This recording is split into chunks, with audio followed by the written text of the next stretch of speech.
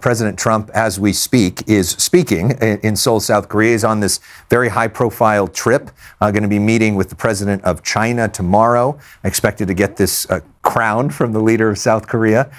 What do you make of President Trump on the world stage, how this trip is going, Brian? Let's listen in, see if we can hear anything. Honor befitting the best of leaders. 이 훈장을 통해 트럼프 대통령께서 보여주신 평화 수호 의지와 강한 리더십 그리고 한미 관계에 대한 헌신에 대해서 최고의 존경과 감사의 마음을 표합니다. As we give this medal to you, we convey our highest respect.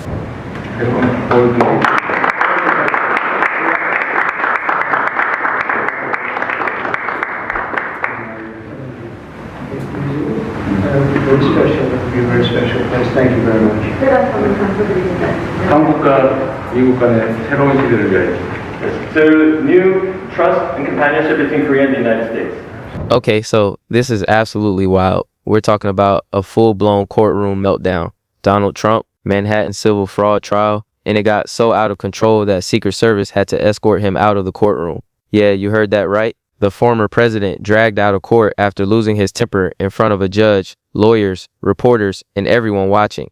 This isn't some rumor or speculation. This actually happened. Eyewitnesses saw it. Live broadcast caught it. And now the whole country is talking about what went down in that Manhattan courtroom.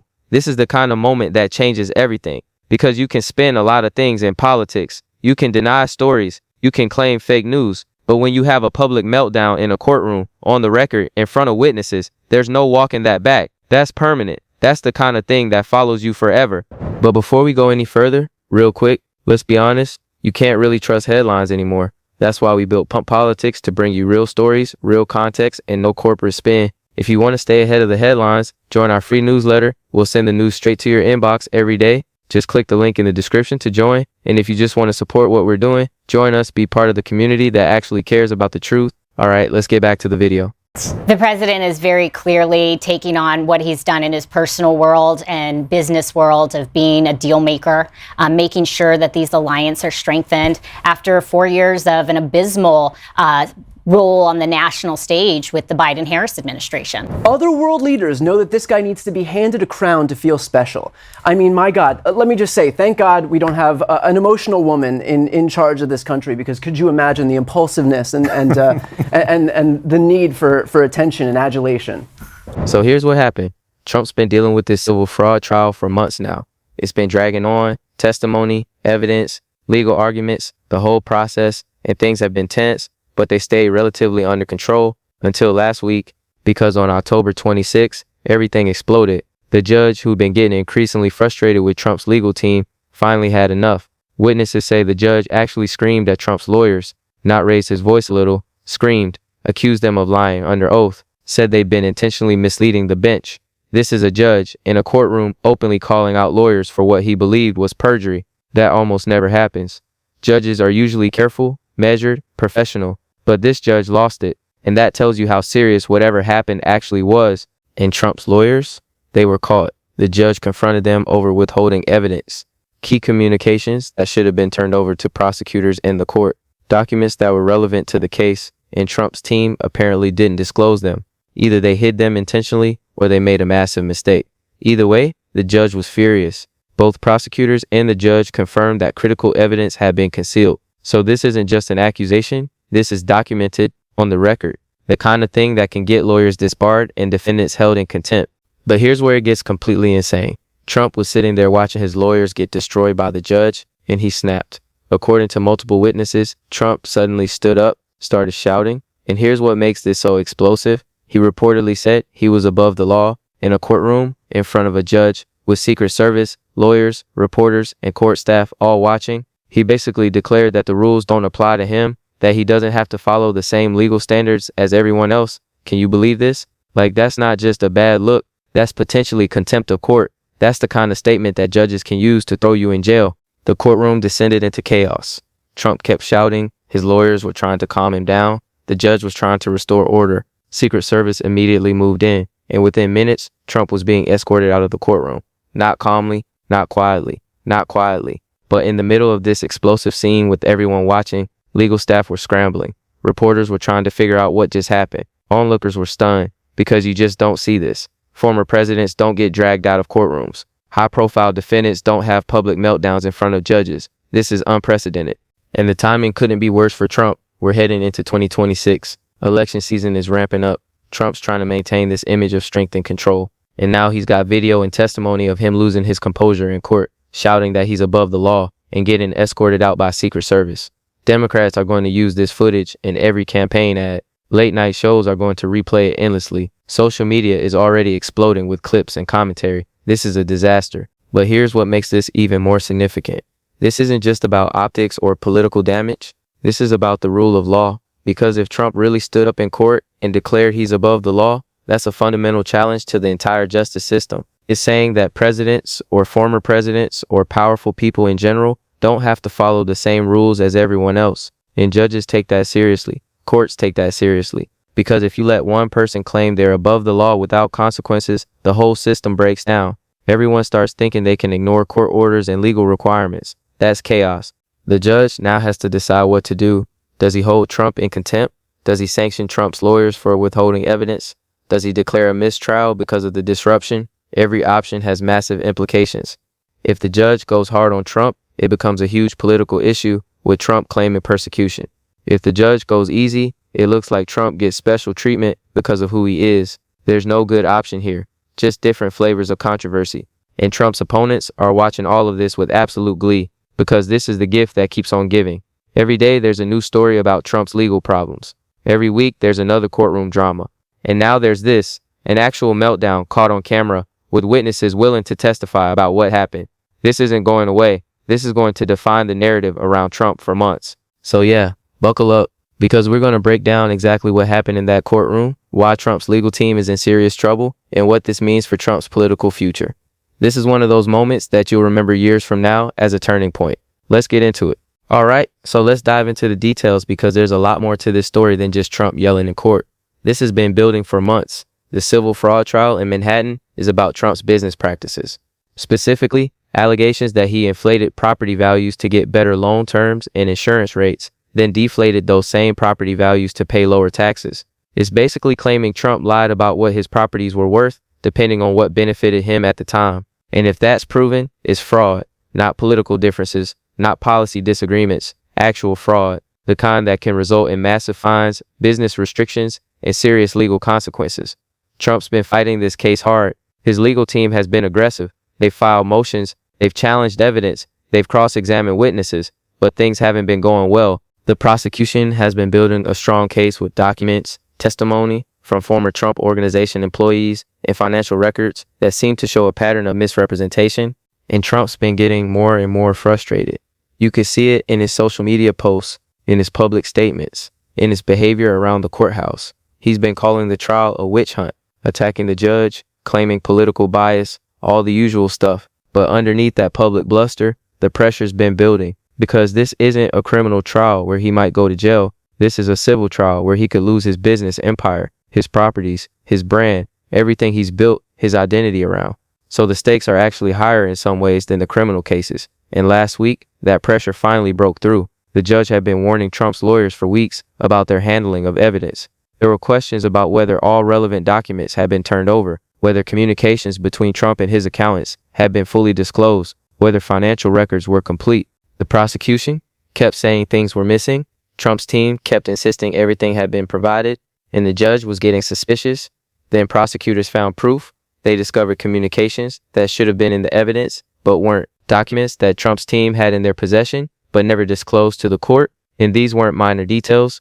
These were key pieces of evidence that directly related to the fraud allegations, the kind of documents that could make or break the case. When this came to light, the judge demanded an explanation. He called Trump's lawyers up to the bench. He wanted to know why these documents hadn't been provided, why the court had been told everything was disclosed when it clearly wasn't. And Trump's lawyers, they apparently didn't have a good answer. They stumbled. They made excuses. They tried to claim it was an oversight or a miscommunication, but the judge wasn't buying it.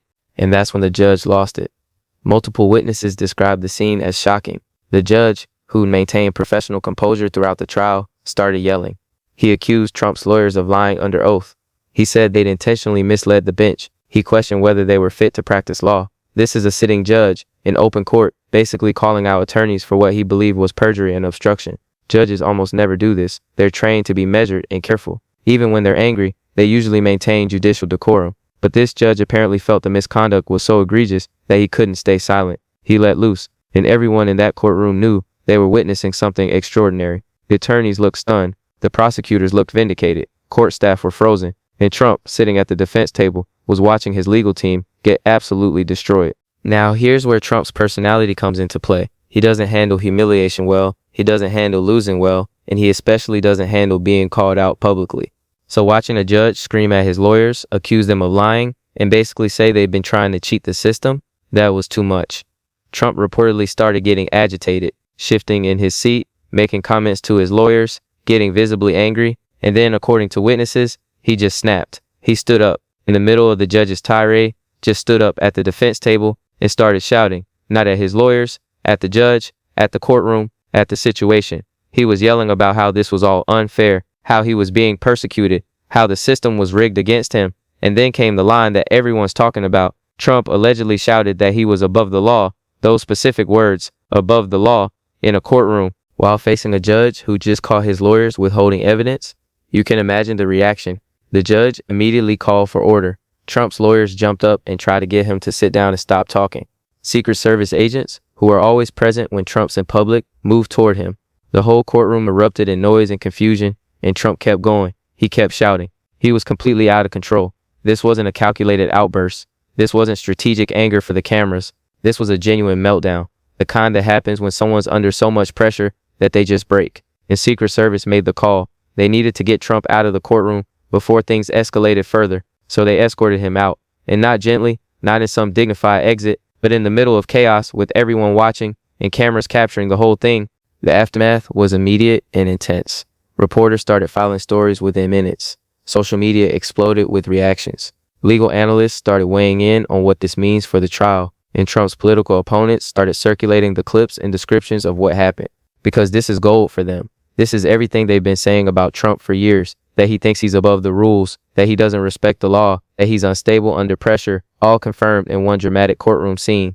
But here's what's really significant, beyond just the political damage. This incident raises serious legal questions. Did Trump commit contempt of court by disrupting proceedings and disrespecting the judge? Can the judge sanction Trump or his lawyers for the withheld evidence? Does this outburst impact the trial itself? Could it lead to additional charges or penalties? Contempt of court is a real possibility. Judges have broad authority to maintain order in their courtrooms, and when someone disrupts proceedings, shows disrespect to the court, or refuses to follow judicial instructions, judges can hold them in contempt. That can mean fines, that can mean jail time, even for former presidents. Now, would a judge actually jail Trump for contempt? Probably not. The political and security complications would be enormous. But fines, sanctions, those are definitely on the table. And even the possibility of contempt charges is a huge deal. It's another legal problem stacked on top of all the others Trump's facing. And the withholding of evidence is potentially even more serious for Trump's lawyers. If the judge believes they intentionally concealed documents, he can refer them to the Bar Association for disciplinary action. He can impose sanctions that hurt their ability to practice. He can even dismiss them from the case and force Trump to find new lawyers mid-trial. Any of those outcomes would be devastating for Trump's defense.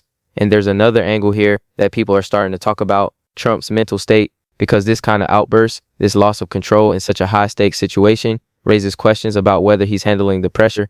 Trump's facing multiple trials, multiple investigations, massive legal bills, the possibility of losing his business, and now he's running for office again in 2026. While dealing with all of this, that's an enormous amount of stress. And if that stress is causing him to have public meltdowns in courtrooms, what does that say about his ability to handle the pressure of political leadership? His opponents are already raising this question. They're pointing to this incident as evidence that Trump's not stable enough for public office, that he can't control his emotions, that he breaks under pressure. And moderate voters, the ones who aren't hardcore Trump supporters or hardcore Trump haters, they're watching this and asking themselves if this is the kind of behavior they want in a leader. Trump's base will probably defend him. They'll say he was rightfully angry at an unfair system. They'll claim the judge was biased and Trump was just standing up for himself. They'll frame this as courage rather than instability. But for everyone else, for independents, for moderate Republicans, for suburban voters who are already skeptical of Trump, this is concerning. This reinforces every negative perception they have about Trump's temperament and judgment. And in an election year, perception is everything. You can survive policy disagreements. You can survive political controversies. But you can't survive looking unstable. You can't survive looking like you can't control yourself. Because voters want leaders who are steady under pressure, who make rational decisions, who don't explode in public. And this courtroom meltdown is the opposite of all that. So where does this leave Trump legally and politically? Legally, he's in worse shape than before. His lawyers have been exposed for withholding evidence. The judge is furious. The prosecution has new ammunition, and Trump himself might face contempt charges. The trial is going to continue, but Trump's defense just got significantly harder. Politically, the damage is severe. This story is going to dominate news cycles. It's going to be replayed endlessly. It's going to be used in attack ads, and it's going to reinforce every negative narrative about Trump. Let's break down exactly what comes next and what this means for 2026. Okay, so let's break this down into clear points because there's a lot happening and we need to separate the legal implications from the political fallout. First, the legal situation. Trump's lawyers are in serious trouble. When a judge accuses attorneys of lying under oath and withholding evidence, that's not just courtroom drama, that's potentially career-ending stuff. Lawyers have a duty to the court. They're officers of the court. They're required to be truthful and to provide all relevant evidence during discovery. If they don't, if they hide documents or mislead the judge, there are serious consequences. The judge can impose sanctions. That means fines. That means restrictions on what they can do in court. In extreme cases, judges can refer lawyers to bar associations for disciplinary proceedings that could result in suspension or disbarment. So Trump's legal team is facing real professional risk here. And the withholding of evidence impacts the trial itself. If key documents were concealed, that gives the prosecution a strong argument that Trump was trying to hide something. It makes the defense look dishonest. It undermines any credibility Trump's lawyers built up during the trial, and it gives the judge reason to be skeptical of everything Trump's side presents going forward. In legal terms, this is called adverse inference. When one party hides evidence, the court can infer that the evidence would have been harmful to that party's case. So even if the actual documents aren't as damaging as prosecutors claim, the act of hiding them creates the impression that they're devastating. Trump's defense just got significantly weaker because of this, and there's no good way to recover from it. You can't unring that bell. The judge knows documents were concealed. The jury, if there is one, knows documents were concealed. That doubt stays with them through the rest of the trial. Second, Trump's outburst creates a separate set of legal problems. Contempt of court is a real possibility. When Trump stood up and started shouting, when he said he was above the law, he was directly challenging the authority of the court. Judges don't take that lightly. They can't. Because if they let people disrupt proceedings without consequences, it sets a precedent that undermines the entire judicial system. So the judge has to do something. At minimum, Trump's likely to face a stern warning and possibly a fine. At maximum, the judge could hold Trump in contempt, which could theoretically include jail time, though that's extremely unlikely given Trump's status and the security complications. More realistically, Trump might face escalating fines if his behavior continues, and those fines can be substantial, tens of thousands of dollars per incident. The judge might also impose a gag order, restricting what Trump can say publicly about the case. And if Trump violates that gag order, the penalties increase. So Trump's outburst didn't just embarrass him, it created new legal vulnerabilities. And there's another consideration. Trump's statement that he's above the law, if that's accurately reported, is incredibly damaging testimony. It shows contempt for the legal system. It suggests Trump believes he shouldn't have to follow the rules that apply to everyone else. And in a civil fraud trial where the question is whether Trump thought he could lie about property values because he's special, that statement reinforces the prosecution's entire theory of the case. Trump's lawyers are probably having panic attacks right now trying to figure out how to walk that back or contextualize it or argue he didn't mean it the way it sounded. But the damage is done. Those words are out there, and the prosecution is going to use them. Third, let's talk about the political implications.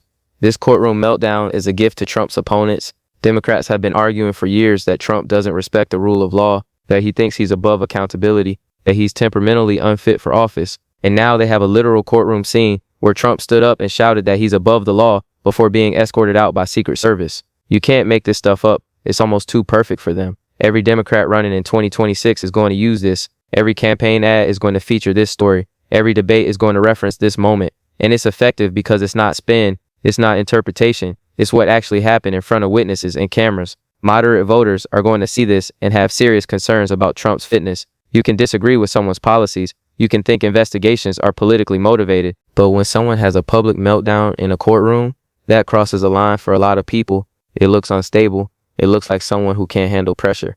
And that's deadly in politics. Suburban voters, especially suburban women, are already skeptical of Trump, his behavior, his rhetoric, his controversies.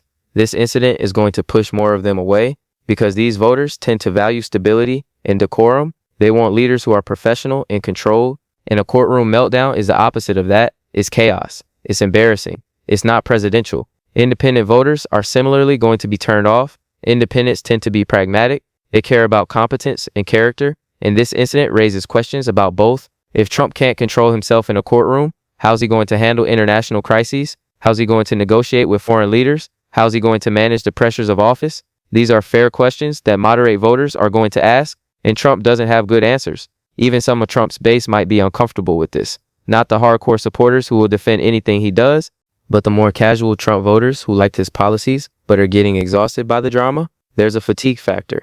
People are tired of constant controversy. They're tired of legal battles and courtroom scenes. They want to move on. And incidents like this remind them that with Trump, you never move on. There's always another crisis, always another meltdown, always another scandal. Fourth, this impacts Trump's legal strategy going forward. His lawyers are going to have to be extremely careful. The judge is already angry. Any additional missteps could result in serious sanctions. So Trump's defense is going to be more constrained, less aggressive, more cautious.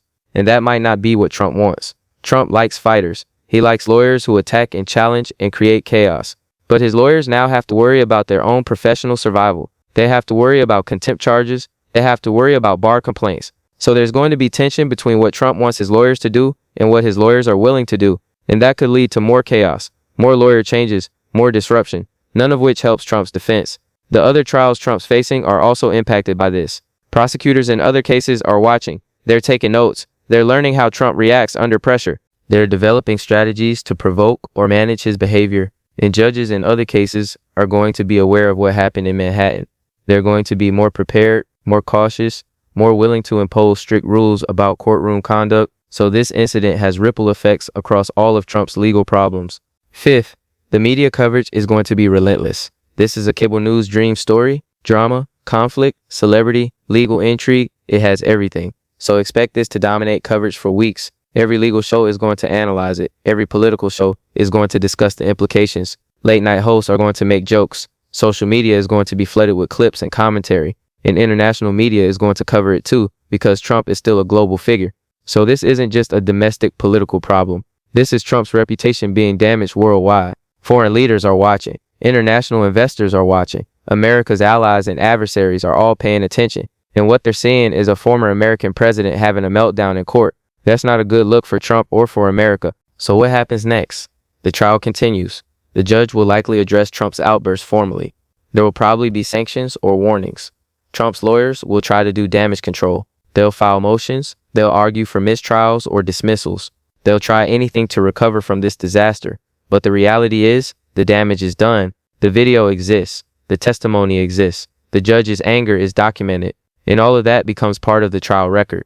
Trump's going to have to decide whether to testify. After this outburst, his lawyers are probably terrified of putting him on the stand, because if he can't control himself in the audience, what's he going to do under cross-examination? But if he doesn't testify, the prosecution will argue he's hiding, that he's afraid to answer questions under oath. So it's a lose-lose situation. Politically, Trump's going to try to spin this as persecution. He's going to claim the judge was biased, that the system is rigged, that he was standing up for truth and justice. His base will probably accept that narrative.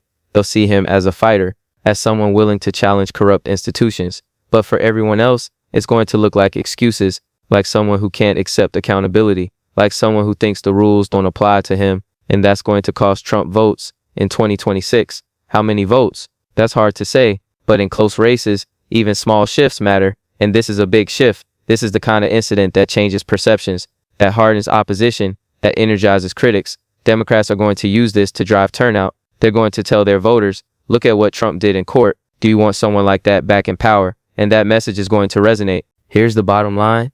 Trump had a complete meltdown in a Manhattan courtroom. He stood up, shouted that he's above the law, and had to be escorted out by Secret Service. His lawyers got caught withholding evidence. The judge is furious, and the whole thing was witnessed and documented. Legally, Trump's in worse shape than before. Politically, he just handed his opponents a perfect attack line. And personally, he showed that the pressure is getting to him, that he's not as controlled as he wants people to think, that he breaks under stress. This is the kind of moment that defines a political career. And for Trump, it's not a good definition.